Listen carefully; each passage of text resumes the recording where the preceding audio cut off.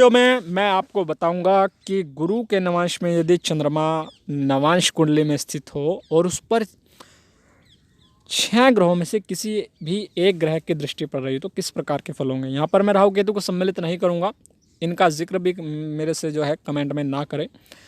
तो इस प्रकार से मैं आपको बता देता हूँ ये कैसे देखेंगे। तो यहाँ पर हर बार की तरह मैंने एग्जाम्पल के तौर पर एक कुंडली को दिखाया हुआ है। यहाँ पर आप देख सकते हैं चंद्रमा जो है गुरु की दोनों राशियों में मैंने दिखाया हुआ है, अर्थात जरूरी नहीं ये इसी प्रकार से आपकी कुंडली में स्थित हो, किसी भी कंडीशन में हो सकता है, लेकिन होना चाहिए चंद्रमा गुरु की किसी भी एक राशि में। और उस पर दूसरा नियम ये है कि किसी भी एक ग्रह की, जो मंगल, शनि, शुक्र, सूर्य, गुरु, बुध, इनमें से एक हो। राहु केतु को यहाँ पर नहीं लूँगा, एक बार फिर से बता दूँ, इनकी दृष्टि पड़ रही हो किसी भी एक ग्रह की तो ये कंडीशन तभी अप्लाई होगी, तभी आप इस फलित से जुड़े वीडियो को चेक कर सकते हैं।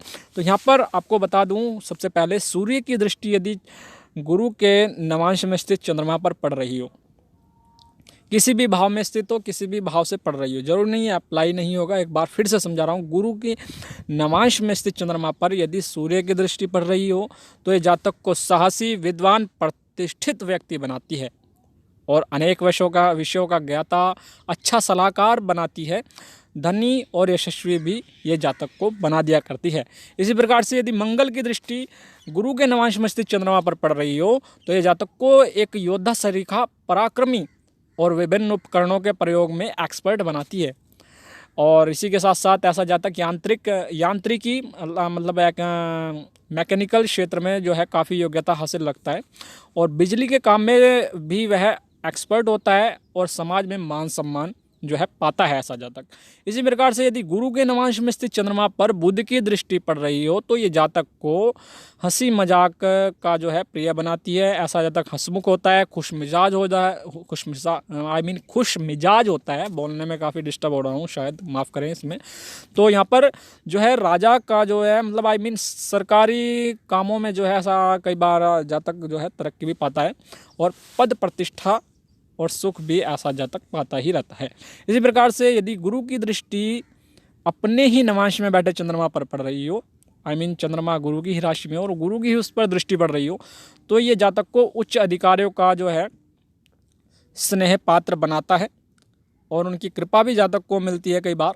इसी प्रकार से ऐसा जातक पूरी निष्ठा और ईमानदारी से अपना काम करता है और समाज में मान सम्मान पाता रहता है।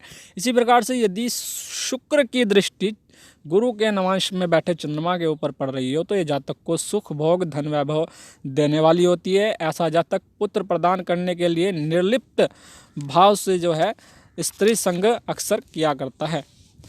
तो इसी प्रकार से आगे बढ़ते हैं, आगे बात करते हैं हम शुक्र की, शुक्र की नहीं, शनि की। शनि की दृष्टि यदि चंद्रमा पर पड़ रही हो, गुरु के नवांश में स्थित चंद्रमा पर, तो ये जातक को काफ़ी उदार, परोपकारी, सद्गुण संपन्न बनाती है। शनि का शत्रु होने से चंद्रमा का कोई मतलब यहाँ पर लेना देना नहीं है, यहाँ पर एक विशिष्ट फल आपको देखने को मिल रहा होगा। और इसी प्रकार से जातक को ये बल, प्रताप और अधिकार संपन्न व्यक्ति भी जो है बनाती है। लेकिन एक इसी प्रकार के जो काफ़ी बड़े आदमी हुआ करते हैं उनसे कई बार ऐसा जातक डरा हुआ भी महसूस करता है अपने आप को। तो यहाँ पर इस प्रकार से मुझे उम्मीद है आपको वीडियो समझ में आई होगी। तो ये वीडियो मैं यहीं पर समाप्त करता हूँ।